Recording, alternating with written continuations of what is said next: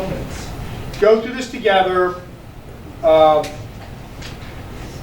then you're responsible for this. People are writing stuff down. Write down, well, you know what? When I get my copy of the book, I need to come back to this because that went by too fast or whatever. So, the first thing I have is describing shape and skewness. Skewness goes with where the tail is. So this is skewed left.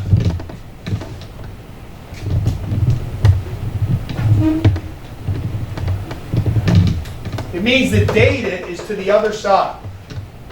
You might not agree with how they came up with that direction, but the skewness describes where the tail is. So if the bulk of the data is to one side, where the tail to the other side is determining which way it's skewed. Okay? Just go skewed left. Where's the tail? The data is to the right. Or it could be symmetric, or it could be skewed right, where the data is over here. This is skewed left. The tail is to the left. There is no room for mistaking that. You'll get skewness questions. And if you get them mixed up, that's really unforgivable because it's something you did the first week and it'll come up the rest of the course. You'll get a skewness question that the later. Okay? Describe a distribution. Now, describe is a code word. Meaning, more than likely your first pre-response FRQ is going to say describe. Except you have to understand something. Describe is College Board speak for center, shape, and spread. And you don't even have, you don't write complete sentences. You just label this, you build a table, center, shape, spread. That's what they want when they say describe. You don't some dopey paragraph about describe your summer vacation. Well, you know I did this. No. Describe, center, shape, and spread. Done. Now the book, your textbook, calls spread variability. I just think it's easier to just call it spread, but they mean the same thing. You want to say center, shape, and variability, that matches up with your textbook. Variability and spread are interchangeable.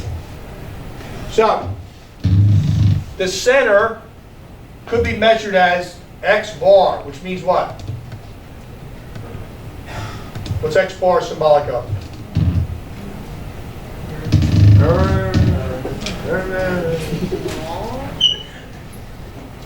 It's the mean. X bar is the mean. You add up all the data, you divide by the number of data points. You can use, if you use that as the center, then the shape could be symmetric or it could be skewed. Approximately normal. You know, nothing is normally distributed. That's an abstract model. It could be approximately normally distributed, and it's really safer to say that. Approximately in parentheses. And then the spread would be the standard deviation. That's one way of describing a distribution. Another way would be to use the median as the center. And like you're aware of this, we have an assessment, we show you two measures of center. Here's the mean and here's the median from that assessment yesterday. The shape we would describe as the skewness. It could be symmetric, skewed left, skewed right. This is talking about, ready? A box plot. The median is the center of a box plot. Then IQR would be the spread. So the point is this, you can't mix and match them. If you use this for the center, you can't describe the spread in terms of IQR. You're either this column or that column. That's it. Center, shape, and spread. I say jump, and you say How high? how high. Very good. And I say describe, and you say center, shape, and spread. And it's so elementary that this more than likely would be FRQ number 1, which is meant to get you off to a good start, and there are tens of thousands of test takers who don't reply to the prompt correctly, because they're not asking for a full sentence. You can just say, center is this, the shape is this, the spread is that, move on.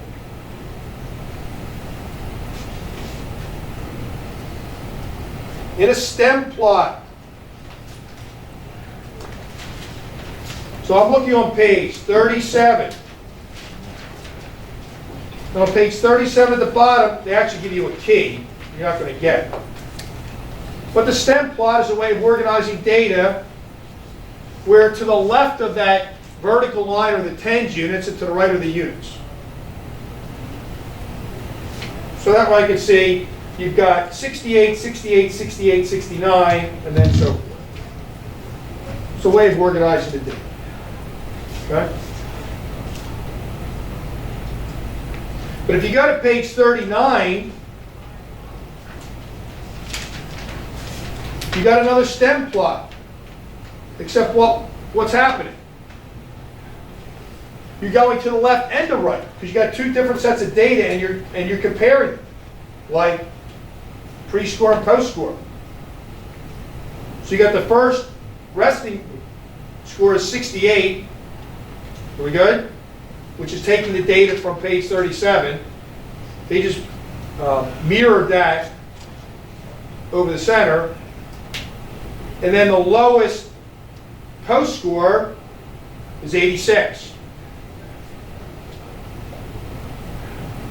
But they're using the stem plot to compare the pre-score and post-score. We good?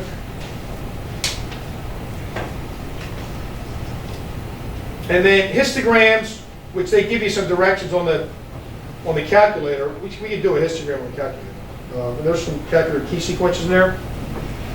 But here's the distinction. Ready? We made this distinction for you in the 1-1 notes. What am I doing each one? The histogram is for quantitative data, and the bar graph is for categorical data. And we can go back to the recent addition to the 1-1 notes to look at that, and you'll see in those two examples, looking backwards, that is when each was applied. Okay? So, that's all I have in terms of outlining the section, and you're going to spend a couple minutes at least going, let's do one of these questions. We do one of them. So,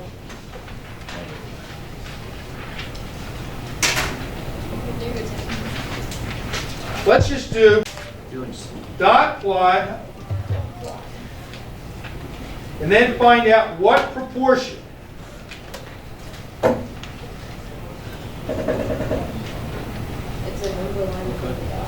sleep at least 9 hours a night.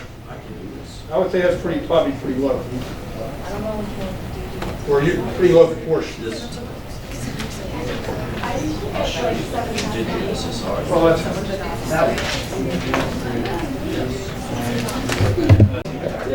in order to build the dot plot, it should look something like that.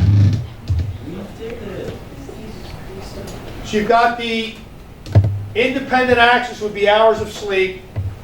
And you just literally put those dots, you stack those dots above how many hours.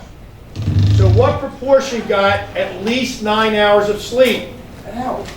And you would say, well, that only is 3, 4, 5 out of 28. 5 out of 28 children got at least 9 hours of sleep. It kind of makes sense for that age of 11. But you can see it there. And then 47 and 49,